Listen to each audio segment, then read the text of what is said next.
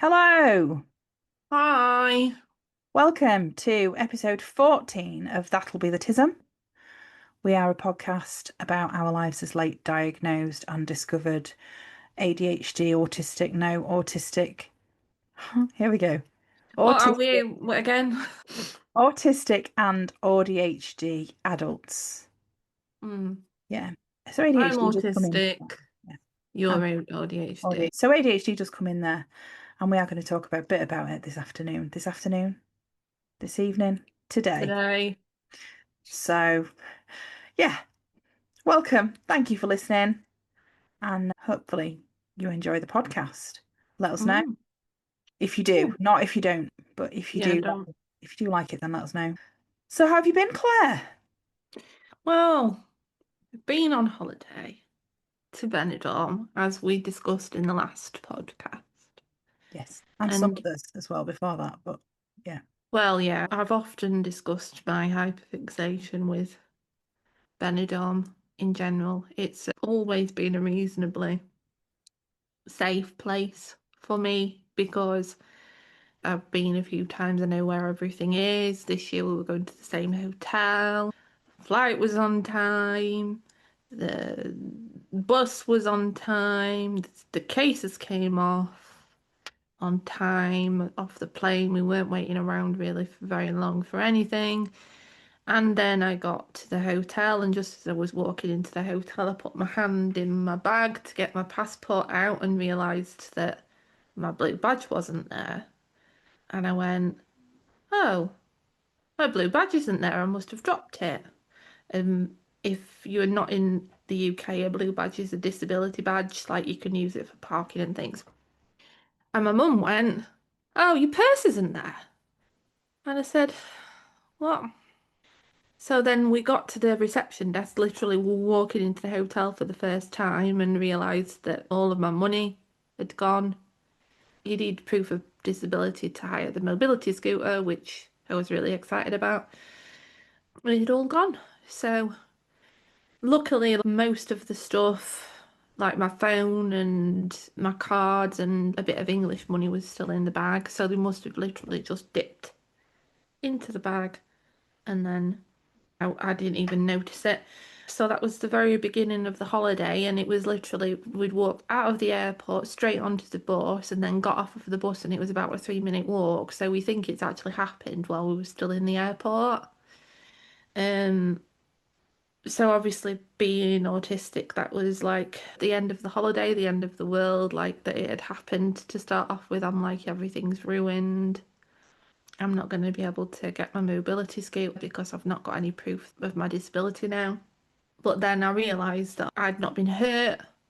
I still had my phone so that I could ring people that I needed to ring. I still had my card so I could get more money. My mum still had her money. So everything was all right. So we still managed to have a good holiday, and the weather was okay and everything. It was really good actually, because before I went, I'd been like hyperfixated on what the weather was going to be for the week because there'd been storms in that area. And I was thinking it's going to chuck it down all week and we're going to be stuck inside and I'm not going to be able to go out on the scooter or do anything that we want to do. But aside from a little bit of rain on the Monday morning, it was absolutely fine. So we've managed to have a good week, and I'd love nothing more than a buffet. So being able to go and have not worry about what I wanted to eat for the week and drink for the week and spend time with my mum was really good. But it was difficult not to let the beginning of the week spoil the rest of it. But my mum said that I coped with it better than she thought that I would have done. Because I know now that like something bad happens and like that's it. that's all you see. You can only see it right in front of your face. You can't see anything else. I know now that that's the autism, and being able to see around that, like I was ruminating on it, thinking, oh, it was all my fault. I ruined the holiday. I should have been more careful. And I probably would have been more careful if we'd not been up since 2 o'clock that morning. I was just wanting to get to where we needed to be by that point. So I was blaming myself, but I said to my mum, if I come back round to this again and I start ruminating on it and getting upset about it all, just remind me that everything's okay, nobody's hurt. When I rang the mobility scooter place up, they said, sorry, we can't help you unless you've got a photo of it. And luckily, past autistic me had taken a photo of it. So I had a photo of it on my phone. So really, that was lucky because otherwise I wouldn't have been able to go anywhere for the week. I mean, my mum kept saying, oh, it's all right because I'm over 55 and I'll still be able to get one because people that are over 55 can have one. Oh, But I wow. wouldn't have been able to drive it. And that was like one of the things for me during the week. I felt most in control and comfortable when I was driving because I've said before, it's like you're focusing on that, so you're not focusing on all the people, which I'm Yeah. not used to. You are focusing on what's going on around you, but it's giving you a bit of a purpose to not Yeah. overthink it all. So yeah, it was nice to have a bit of a break. And it was fine, and you had some interesting Yeah. entertainment that I already know about. Yeah, there was a man. There was a few actually. There was a Spanish man that was singing Reen Reen Ras of Home. Is that the one that you meant? Yeah, There were a few people hanging upside down by things. I think probably my mum's favourite entertainment of the week was going to the police station of because course. she interviewed everyone in the queue about why they were there. What's your name? Where'd you come from? What have you lost? Oh, no. Which my husband said was the most my mum's thing ever. Like, he was like, yes, of course she was interviewing everybody in the queue. And we had to go back when we were down that end a few times that week just to see if the queue was the same. Like, oh, how many crimes are being reported today in Benidorm? Oh, well. Because it does happen, like it happens anywhere. But the thing for me was like in an airport, considering the amount of hoops you have to jump through to get anywhere, like the security and everything, it just amazes me how they've managed to do it. Yeah. Um, It's not something that I'd thought about. And I said to you at the time, didn't I? At the end of the day, you don't know, you have to be more careful. So, no. like, we kind of assume a certain level of safety. And if stuff's in our bag, like underneath our arm, or we're carrying it, or wherever it is, you don't realise because 90% of the time we're fine. We don't need to be more careful. You're never going to be more careful because most of the time it's not Mm, needed. And then it's a matter of once it's happened, realizing that you don't usually have to be more careful. For gigs, if I'm in certain venues, I have my phone in a certain pocket that I can't get taken out and all the rest of it. mm, But because it's never happened, it doesn't feel as dangerous. And then every time it doesn't happen, it feels less dangerous. So being prepared for that is difficult because you mm, either have to go one extreme or the other and constantly be prepared and on alert and anxious about it, or you have to trust that the human race that are around you at that moment are reasonable people, or at least partly. So it's a shitter when it happens, when it's your first day of your holiday and you get there and mm. I got a message from you on the Sunday and I'm like, no, not Claire, no. I was just sat there thinking, how has this happened? But I don't know whether you've noticed this about me, but generally I will only carry a bag when I need to. I will just have my phone in my pocket or I don't carry cash. So if I'd have been going out at any other point in that holiday, none of that would have been in that No, bag. In fact, no, even last time when we would go out, I wouldn't have a bag on me. My mum would have my phone in her bag and yeah. whatever we needed in her bag. There was one guy in the queue at the police station was that he had his bag around the front. He'd looked down and noticed that there was a zip on the top and then a zip on the front, and the zip on the front was open, but it didn't have anything in it. Closed that, and then a few minutes later looked down again, and the zip on the top had been opened and his stuff had been taken, but that was like wearing it around his front. Oh So my I don't God. understand how they've managed to do that. Like it No, must be acrobatics or something. And no, what gets me the most about what happened with us is I genuinely can't pinpoint a time where I could have gone, that's when it happened. no. And that, I suppose that makes it For me, I think that makes it easier to not blame yourself for it, because if they're that stealthy, if they're that Yeah, discreet, if they're that good at getting into bags, then there's literally nothing that you can do to stop it happening if they're going to be that yeah, good, aside from having your hand physically over the opening of your bag at all times, which yeah. is not possible, is it really? No. So, yeah, well, I'm glad you managed to have a decent holiday though, still, regardless. Yeah, it was nice to spend time with my mum and the weather was lovely. It was just traveling's nice because of when you get there, but the actual act of travelling to places and travelling back is so Draining. spoon intensive Yeah, it's that really draining. I've now come back feeling like I need to have another holiday. Yeah. Well, when I realised that you were back literally last night and that we were doing the podcast today, I was just like, oh crap, I've done that. I shouldn't have said that we'd do it today. But we got on the call and then we decided to do it anyway. Mm, and it's So fine. here we It's are. all fine. Mm. Just needed to tell the world about my Benidorm Experience. experiences and actually how, and it is relevant to the Tism Yeah. because A, it's a hyper focus and I don't think it will stop being one. It'll be a bit of a special interest for me, weirdly, Benidorm, because like even just getting around the streets and things like that, and it's a comfort place, it's a safe Yeah. space. And that was one of the things that worried me when the theft first Yeah. happened, was That it like would this win has it for you. ruined it for Yeah. me forever, but it hasn't. I don't think. That's good. And in a way, I think my mum would hope that we'd be going somewhere different to Benidorm next year, but I might stretch to a different hotel. In a way, I think that knowing my diagnosis has helped me to deal with it Process it. much better than I would have done this time last year when I'd not got the diagnosis yet, because I could sense the like spiral and I could just say, if this happens, here's what you need to do.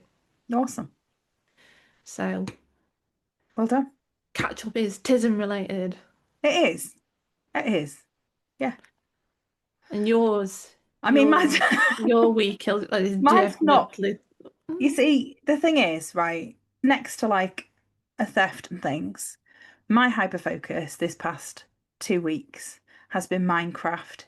My son's got back into Minecraft and I really like it. And I first played Minecraft before there was a massive story arc to it, so it was just basically just building.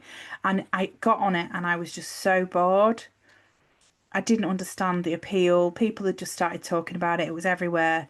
It might have even been 2010. It was a long time ago. So I had it in my head that I didn't like Minecraft like all this time.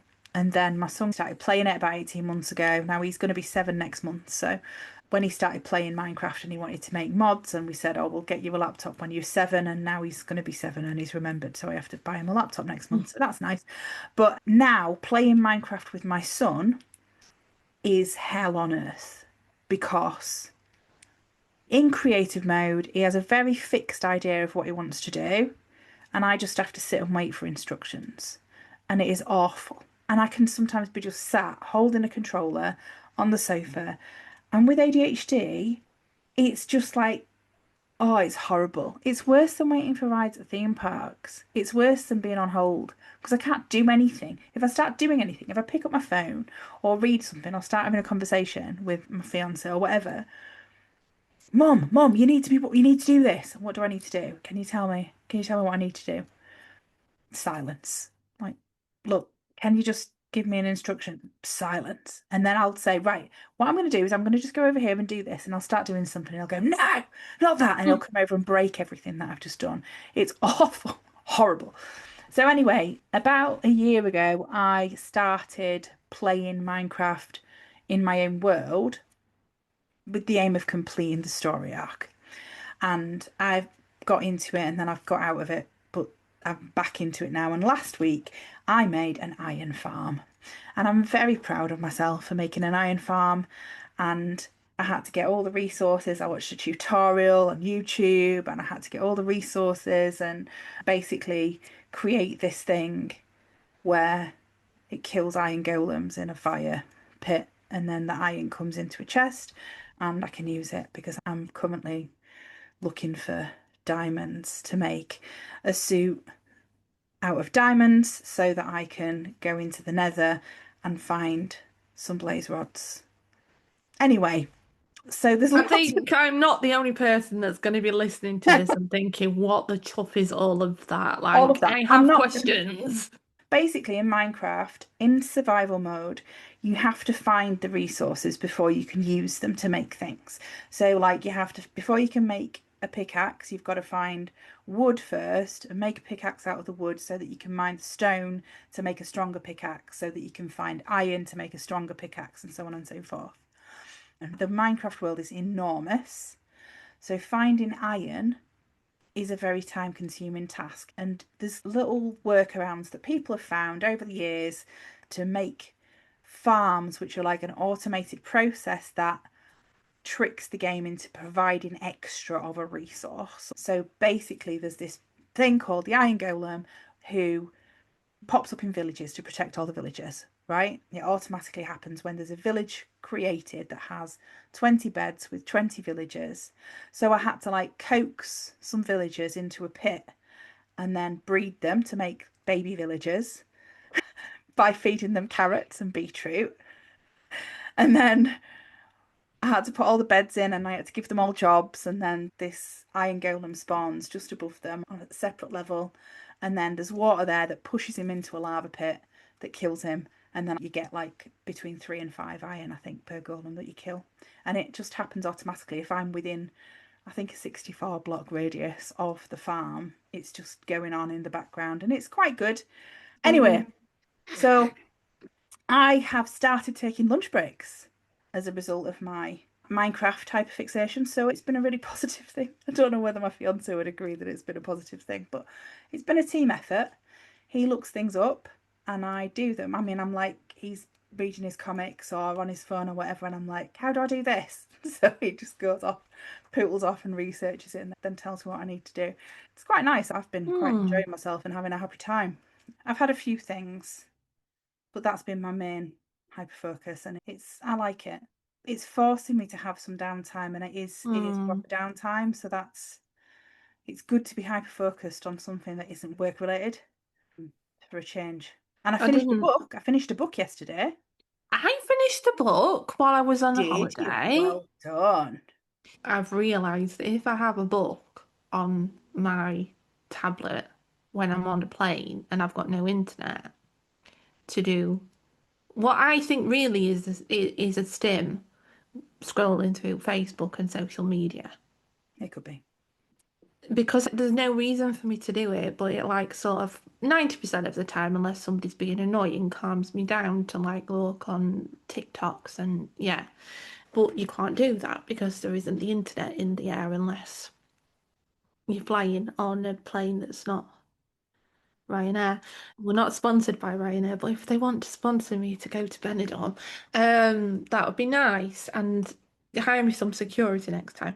But yeah, I've finished the book. I don't think I've spoken about him on this podcast before, but I absolutely love Bob Mortimer. Oh, which one? Did you He's read one of one his of fiction ones? yes, I read the other. I've read the first one, this at Zuma complex, Yeah. I've a while ago now. read both. I've had the newest one, well, not the newest one because he's released another one now, the Hotel Avocado. I've had that on my tablet for about a year. I Yeah. pre-ordered it before it came out. I Um, listened to them. I've heard that he narrates them He with does. Paul Whitehouse, doesn't he? Mm. And Sally Phillips. Yes, it's great. It's really great. Yeah, But it's sort of written in Bob Mortimer's voice as well. It's like the things that he always says because he's so random and I just didn't realize it was a new one. inexplicably like one of the funniest people that I can think of. I listened to Bob Mortimer's books last year and did like them both. Took me a while to get into the first one, but I did get really into Well, them. I was massively into them by the end. But yeah, Ruth Jones has a new novel. does she? Hmm. She narrates it herself as well. Hmm. So I might get that as well. I've only got one credit though. I like to keep myself a credit just in case anything urgent happens that I need a book for. An urgent book. Just in case I need an urgent book, I like to keep one credit just in reserve. But I think there'll be another one added in the next couple of weeks. So yeah. But I finished reading a book, like an actual paper book, that I started reading 3 years ago.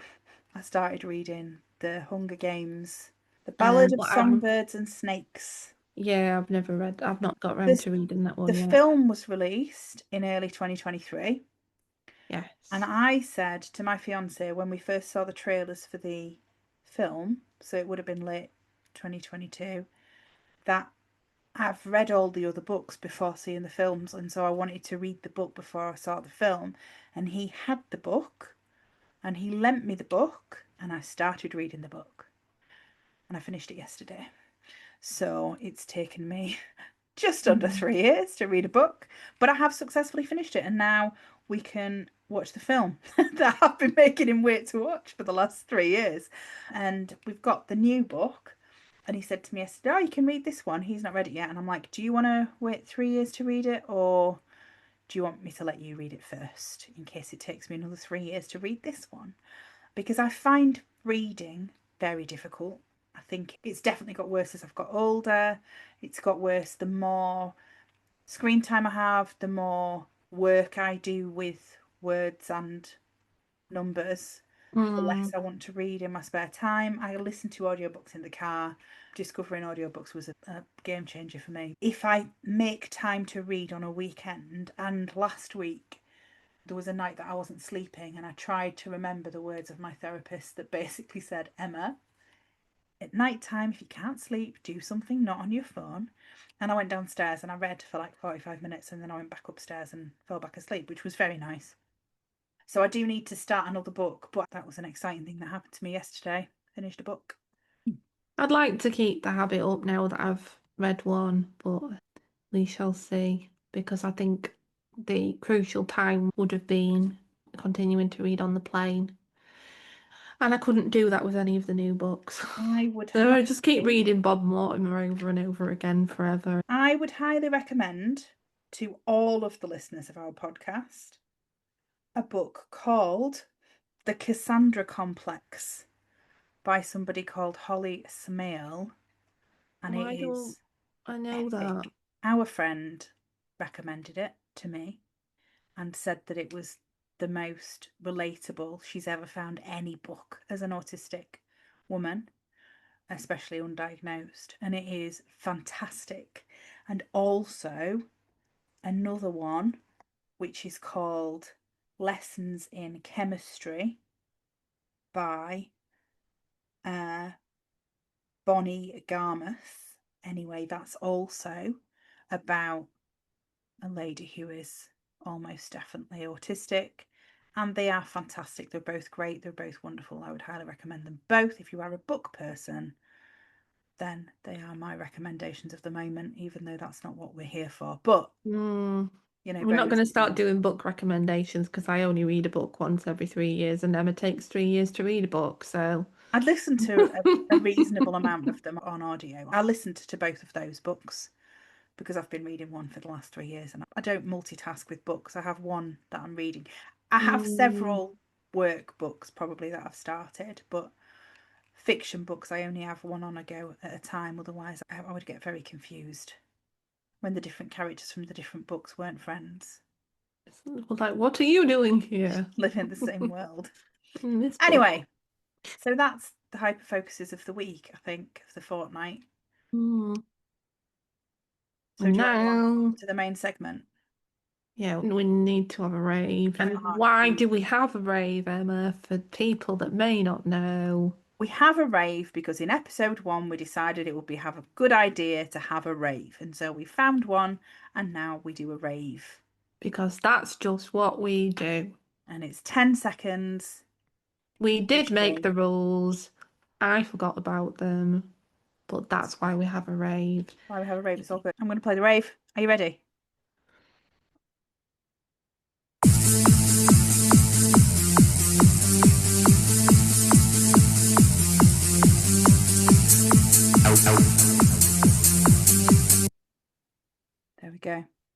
had to be quite sedate today in my raving activities because the dog's asleep on my lap.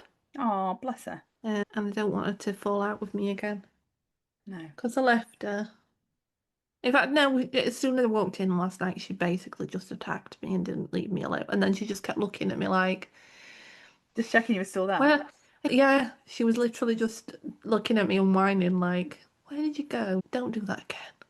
Okay, so the main segment today, we had a listener question.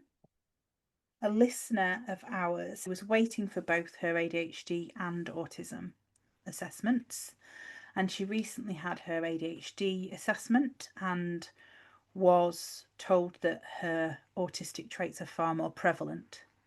And basically, she's finding it harder to process being autistic because the autistic traits seem like more of her personality, whereas the ADHD traits are like bad habits that ADHD gave an explanation for. So I wanted to talk about how that often happens, because autism is less annoying somehow to us as the autistic people, is less annoying than ADHD to AuDHDers, because usually what happens is autism is regimented and routine, and it can be frustrated to have to stick to those routines. But if you do, you're fine. And your ADHD is there going, no, we're not going to stick to this routine. We want to have a party. We're not going to allow you to be tidy. We're not going to allow you to do the things you want to do that help you feel safe and comfortable. We're going to push you outside of that and force you to be impulsive and disorganized. And so for AuDHDers, it can often seem like they're just annoyed by ADHD, and without that, everything would be absolutely fine. And so that kind of dumbs down a lot of the autistic traits around like sensory stuff and the issues with needing routine and anxiety and special interests and stuff like that. Because with ADHD or with AuDHD, you've got special interests that come and go, like hyperfocuses that come and go and change all the time, whereas with autism it's generally more consistent. So that's kind of what I thought would be a good idea to chat about today. And hopefully that hasn't been a bit too much of a waffly intro, but yes. No, it hasn't. I think it's funny because there's somebody who, as far as I'm aware, is just plain autism, ready sorted autism.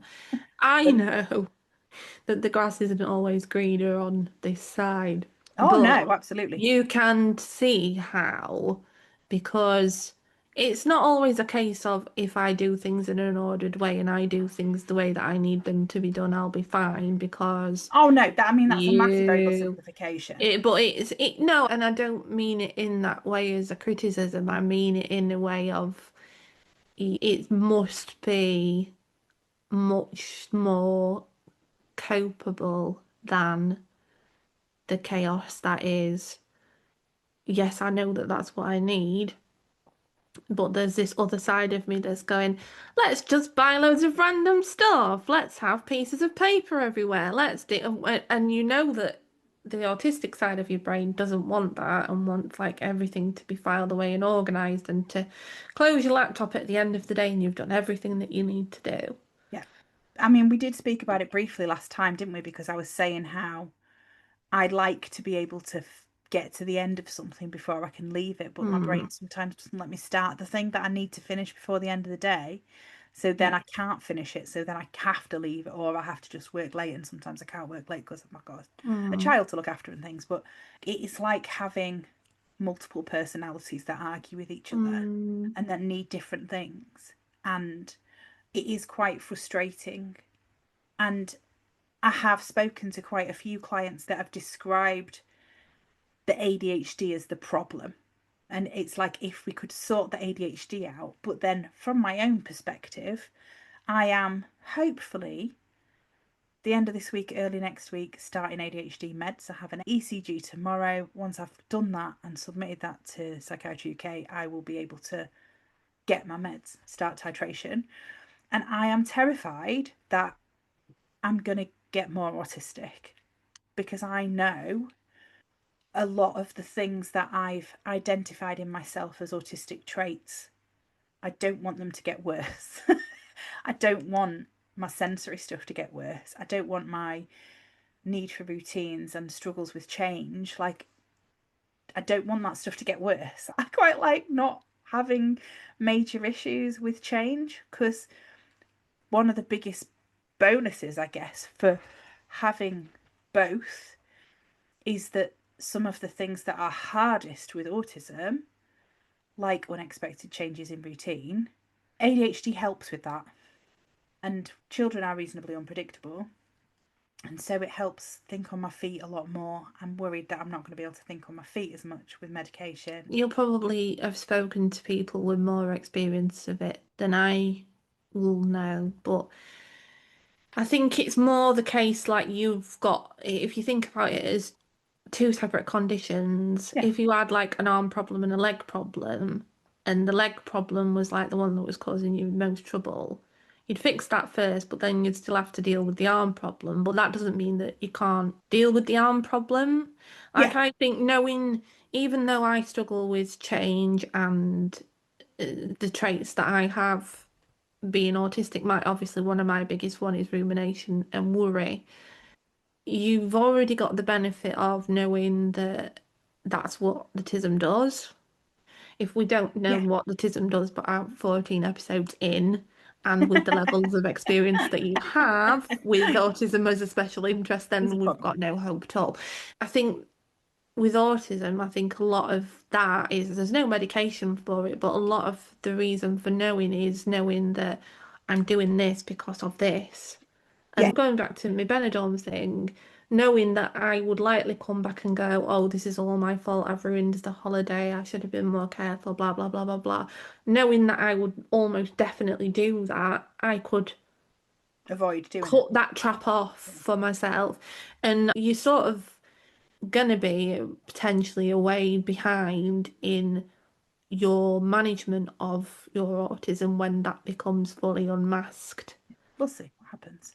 If But it does, I mean, you back don't know then. because everybody's experience is different, but Yeah. Yeah. Yeah. it's interesting to think of it. You think of the autism as not being the problem, but in a way, it has been ADHD also Help you. helped you to Yeah. manage your autism. Yeah. It's a really difficult one.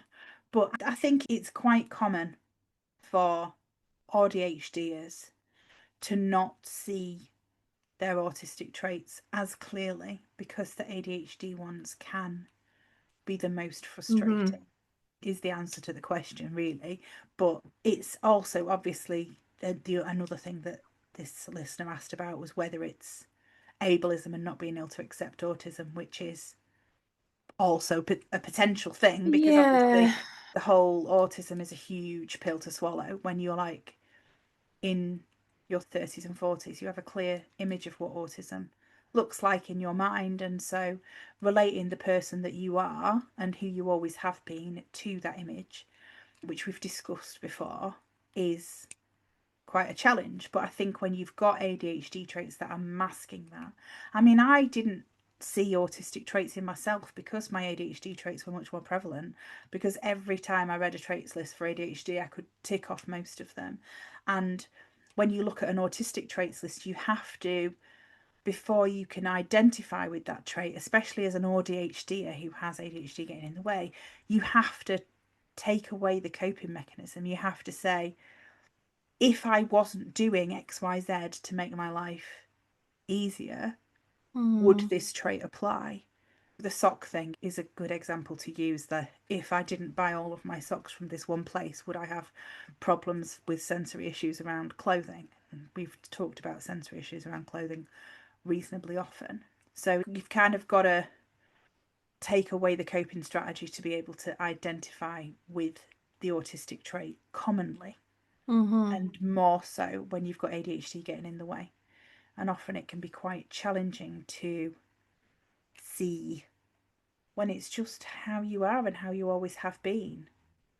I think there's an element of a lot of the autistic traits I would have characterized definitely as being part of my personality. Oh, she's just a worrier. Oh, she's a planner. She overthinks things. She likes to eat the same thing and go to the same places. That's just how she is. Yeah. Because the perception of an autistic person is the perception of an autistic person where their learning difficulty Yeah. is a conventional educational one. And funnily enough, I was having a conversation about that earlier today. It is new information, really. It's not new information to psychologists and people that study that sort of thing. But if somebody said to you learning difficulty, you wouldn't necessarily think of that being a difficulty in learning how to act in social situations Yeah. and how to Yeah. learn life skills and things like that, that in actual fact, you don't necessarily need to be book smart to get on in life. And if you are book smart, sometimes that helps you to mask the fact. If we look at a stereotype of, oh, she's really smart, she passes all of her exams, nobody's looking at the fact that you've got no friends. And quite often, somebody that's really intelligent, you'll find that they do struggle to make friends and they do struggle in social situations. Yeah. But It's you like an wouldn't either necessarily or. think of that as being learning No. difficulty. No. It tends to be in the stereotypes. It's either or, isn't it? It's Mm. not. You wouldn't So think of it being, you would think if somebody said to you a learning difficulty, you'd think, school. yeah, you'd think an educational Yeah. one. I'm not good at X, Y, and Z. I'm not good at maths. I'm not good at spelling, which obviously it can be because obviously under the neurodivergent umbrella as well, you've got things like your dyscalculia, dyslexia, Yeah. your educational ones. But yeah, I mean, you could say it's ableism, like that's not me, so and it couldn't be me. But equally, I think it's just Awareness. it's awareness and not knowing the background that I'm from, and being told by one of my managers that was the head of a service for young autistic people, I don't think that you're autistic. Yeah. Do you know what I mean? Like if someone like that cannot recognize it, Yeah. So wrong, it was something that I masked, but even definitions of what an autistic person is and the levels of autism have changed so much even in the past 5 years, haven't they, really, that you can forgive yourself for not recognizing that in yourself until you go, well, I've spoken to this person and they're autistic and oh, I recognize that in myself. And yeah. which I know is not really what we were talking about. We were talking about the differences, weren't we? But and I think It's a similar thing with ADHD though, because yeah, like I know obviously we're naughty an boys. autism podcast, but it's definitely a similar thing with ADHD. And basically what's happened with this person is that the person who was doing their assessment has said it's more likely to be autism with ADHD traits. Like, well, what is ADHD? What's the definition of ADHD? Because you've got ADHD traits that are being masked by autism, and you've got autistic traits that are being masked by ADHD.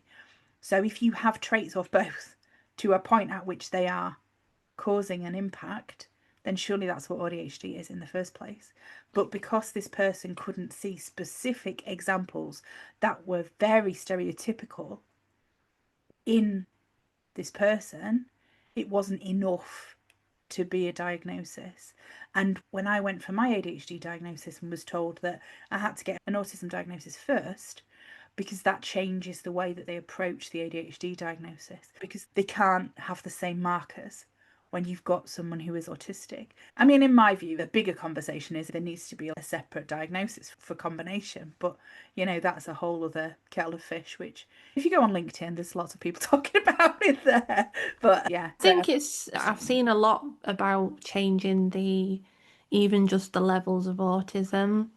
But what you don't want to do is put people on a tier where my autism is better than your autism and your autism is more of a struggle than my autism, because that's not what it's like. Even calling it a wording disorder is something that a is lot of people don't like don't because like they don't see it as a disorder. no, it's difficult. And there's the whole argument about whether it's a disability. Well, it is a disability. Mm-hmm. The people arguing that it's not a disability is because in an ideal world, XYZ would be in place and this is how the world would function, and then it wouldn't be a disability. You are right. You're correct. If the world was different, then it wouldn't be a disability. But the world isn't different. The world No. is how it is. And so you've got to look at everything subjectively and say, well, this is how the world is, and therefore this condition is disabling. Rather than saying, well, no, because if the world changed, then it's not a disability, is it? And I'm like, yeah, but the world is not changing. We can't click our fingers and just No. change how society's built. So yeah, I think that's probably a conversation for another day. Yeah. But yeah, that's the little bit on AuDHD. It's a topic that obviously I could talk about till the cows come home. It's my special interest. I think more will come out about it all the Yeah, time, won't it? When you think about the fact that this year was the first AuDHD day, that says a yeah. lot to me, because the fact that there hasn't been one in the past That means that it just wasn't. It's not that it wasn't a thing, it's just that it wasn't necessarily a thing that people thing. Yeah. realised that you could have both. It was with 2013, I think, was the first time that you were Mm. able to be diagnosed with both, and a lot of people still weren't being, like, years and years later, and aren't But still not now. But So then how long, it wasn't that long ago that people would say that it was only like naughty little boys that had ADHD, and a lot of the criteria for diagnosis of autism was geared towards yeah, young boys and children. And now that's not the case. Things have moved on. I think we've spoken before when you've said you didn't really want to talk about the ADHD side so much, or the ADHD side so much. And I've said a few times, like, I think it's important I know. because potentially 70%, is it 70% of Oh, it people got depends. more than one, like, Pokemon Uh, card of neuroagencies? Depending on which report you read, between 50 and 70% of autistic people are also ADHD. So there's a lot of people that will be listening to this that it Yeah. is relevant to. And there's so much information about ADHD out there and so many podcasts about ADHD. And although I do want to mention AuDHD more, I think I do bring it into most of the I topics because think, obviously that's my experience. And my experience is yeah, always from an AuDHD angle because that's my thing. But to have a main segment about it specifically, I think is probably useful. I mean, if we I did one think about so. menopause, there's going to be more of our listeners that this is relevant to than there are Yeah, apart from menopause. I mean, So, you yeah. don't want to assume anyone's gender or anything, but looking at the statistics, yeah, I think it's okay for me. We don't need to rename the podcast The podcast name equally. is one of the things that I think we're both quite proud of Hmm. before we started the podcast. Yeah. So, that's not going Yeah, it was one of your more impressive shower thoughts. anywhere. I'd forgotten about that, but yeah, I just texted you. I You was were about to get in the about shower, to weren't get you? into the shower and had the thought and ran back into my bedroom to get my phone so I could text you. But would you have done that if you were autistic, or would you have gone, I need to get in the shower? I mean, nobody knows.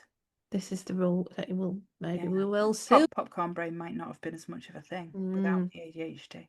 But yeah, But anyway, good, marvellous, wonderful. Main segment, bish bash bosh.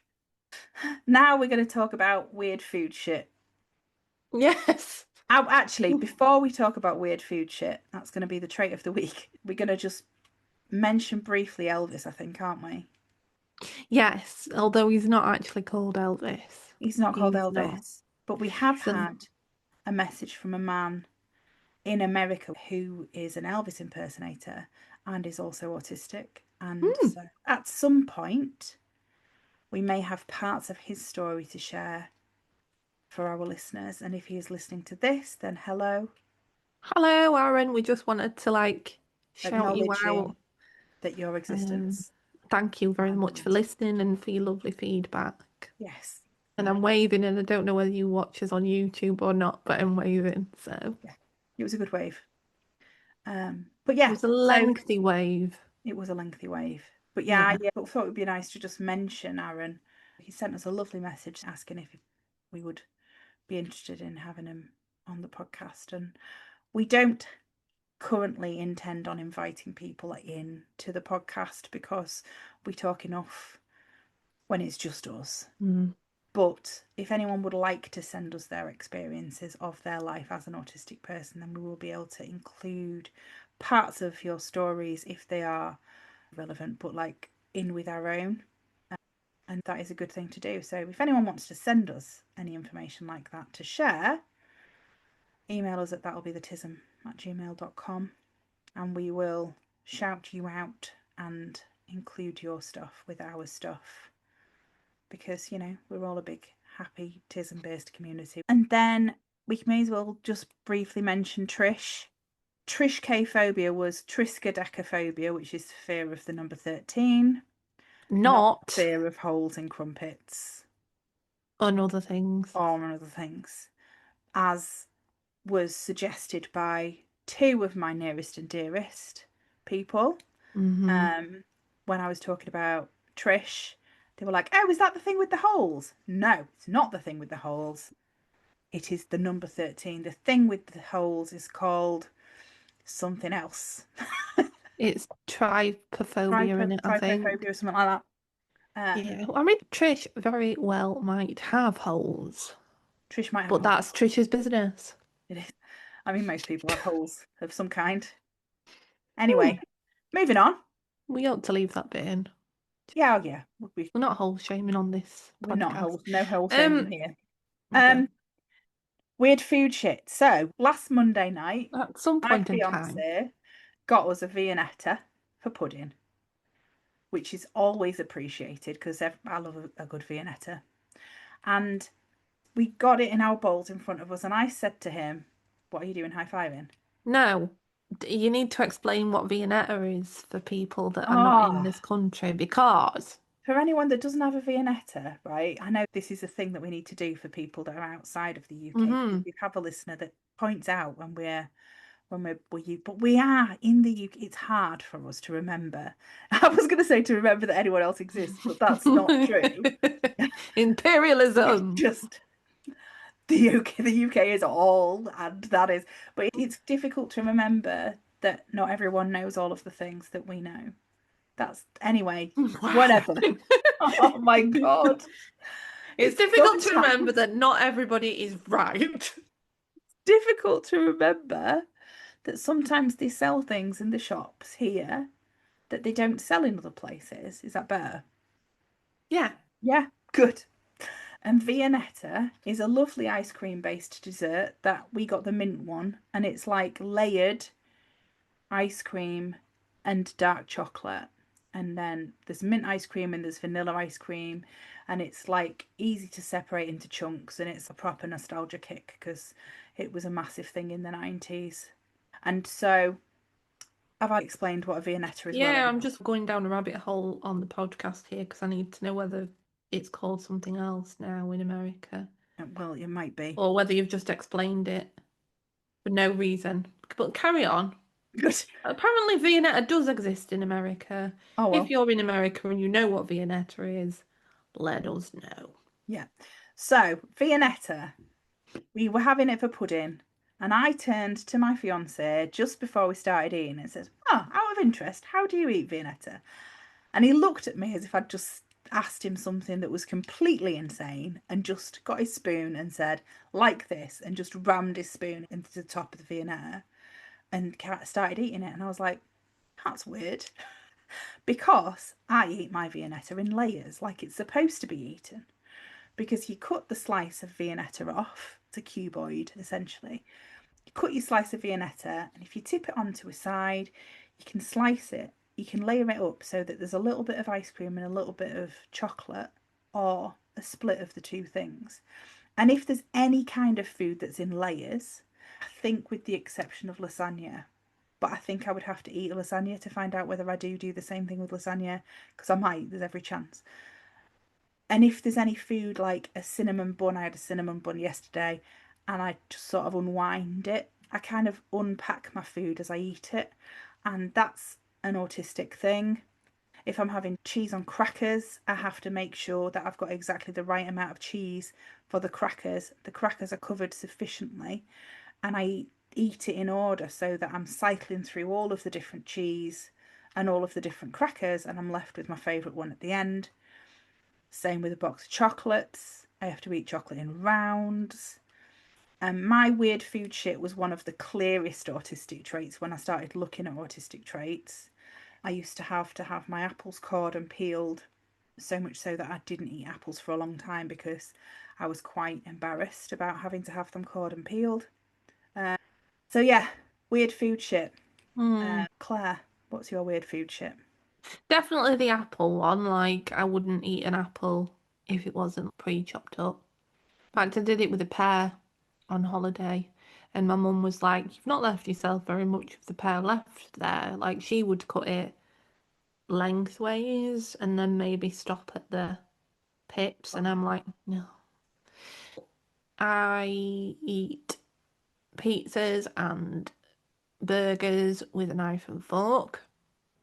And I thought that was just a thing that I did, but when you think about it being a sensory thing, because if I was holding a slice of pizza, I would be constantly thinking about the fact that I've got stuff on my fingers, or similarly with a burger that I've dropped stuff and I've got stuff around my mouth, and it negates a bit of that.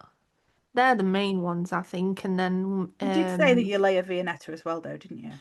a layer vienetta. Something that my husband does that I just cannot comprehend at all is if he's having a curry and rice, he will stir it all in together. So in my mind, it will all taste the same. It'll all be the same texture. Whereas I need to have a mixture of textures. So I will have the rice and I'll have the curry. And I know some people are weird about like sauce being on things, aren't they, and food touching, but I'm not necessarily like if everything felt the same in my mouth and tasted the same, I would struggle with that. I'd get bored of it, Yeah. but equally, it's not like giving me any sort of sensory input that. I said to you earlier, didn't I, that with curry and rice-based stuff, I mix it as I go, but Mm, I like to have a bit of plain rice to finish with at the end because just in case, especially if the spice is unpredictable, because I'm quite sensitive to spice, I mm, have a sensitive to palate. I mean, I'm the least fussy person you can imagine when it comes to food. I will eat pretty much anything that's given to me. Not, I mean, any food, any food that's given to me. I'm not, but Pac-Man. no, not Pac-Man. Not Pac-Man. Definitely not Pac-Man. But I do like to have some plain rice left. And I like to make sure that the sauce isn't going to take over everything. I'll have quite a bit of Mm, sauce, but I like to make sure that there's the space for rice to just stay separate so that I can finish with a spoonful of rice. I have rice mm, most days, to be fair, in some form. I like the packet ones you chuck in the microwave for my lunch. mm. Yeah, I don't mind them. And I quite like if I'm having a bit of an overwhelmed day, I will have something like pasta and butter. That's all I'll have, like just pasta spirals, bit of butter, bit of salt, I have because to have it's like the cheese, least. Hmm? pasta and cheese. No, but if I need something like really uncomplicated, if I'm being fancy, there'll be cheese. But if I'm spoonless, Would you say that cheese complicates pasta? I think so, yeah. Because cheese can be like a strong, especially if you have grated cheese. I mean, No, I cheese wouldn't. is acceptable in all situations, but sometimes just when I need like something that's low sensory. Anyway, weird food shit, common with autism. Yes. And now we're briefly going to talk about ferret penises, I think. Yes, because I need to directly quote it because I quoted it to you today, didn't I? I'm like, oh, have we got any content suggestions? And I read this message. I'm going to just read it directly because it's perfectly worded.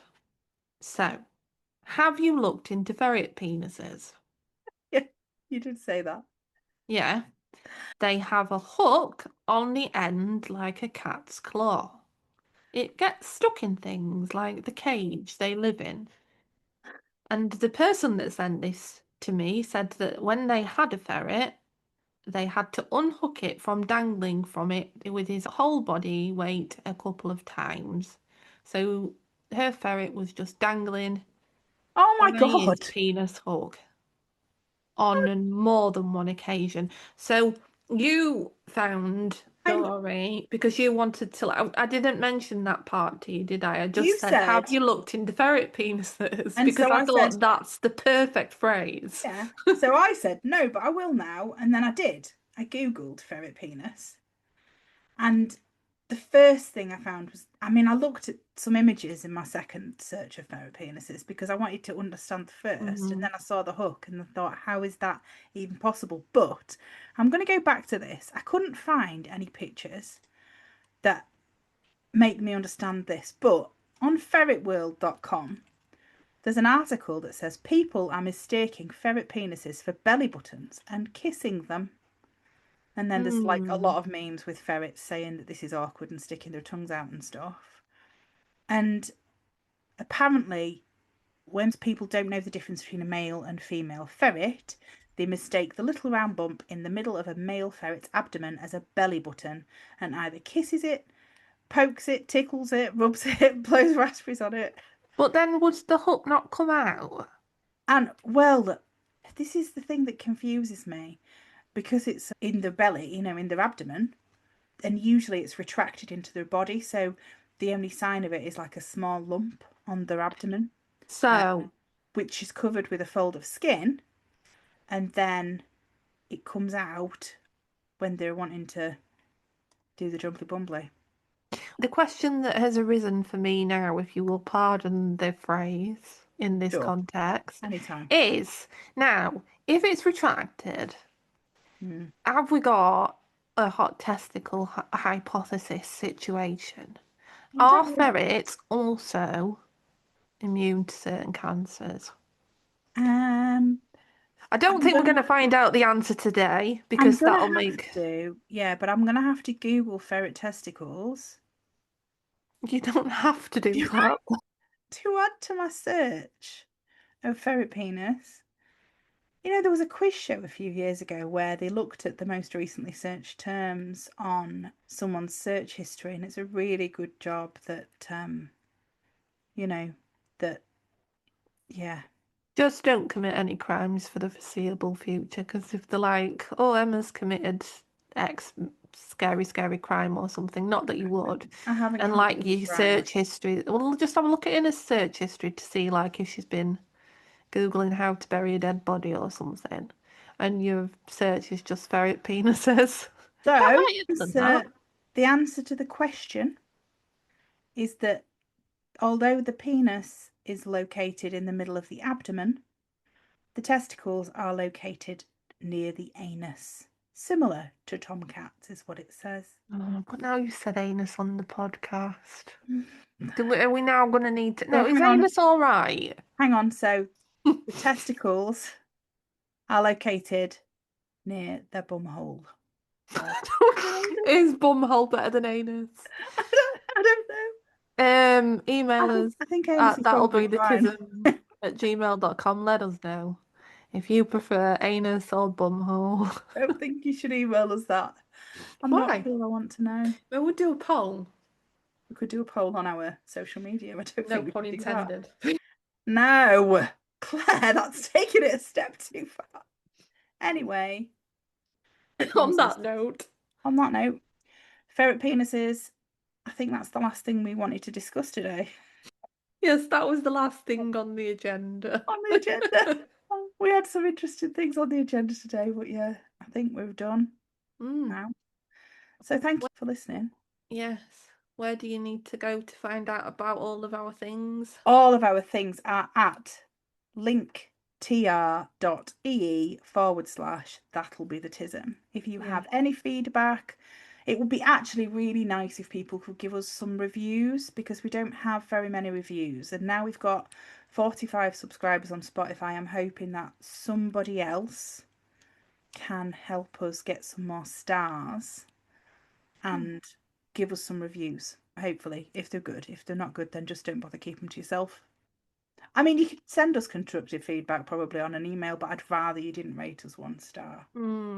If possible. You can rate us if you would like to rate us. I think you can rate us on other podcast platforms as well. Yes. Which I'm aware that around half of our listeners don't listen to us on Spotify. Yes, so that's true. they can do the stars thing. We'd probably never see it, but we'd love it if you could do that. And Every now and then we have a look, though, don't we? yeah, then like us on our YouTube videos if you like it. Yeah, that's true. Anyway, thank you for listening. We will be back in 2 weeks' time. No more extended breaks for us. So, Fine. thanks for Right. listening. Yeah, thanks for listening. And we'll catch you next time. Bye. Bye.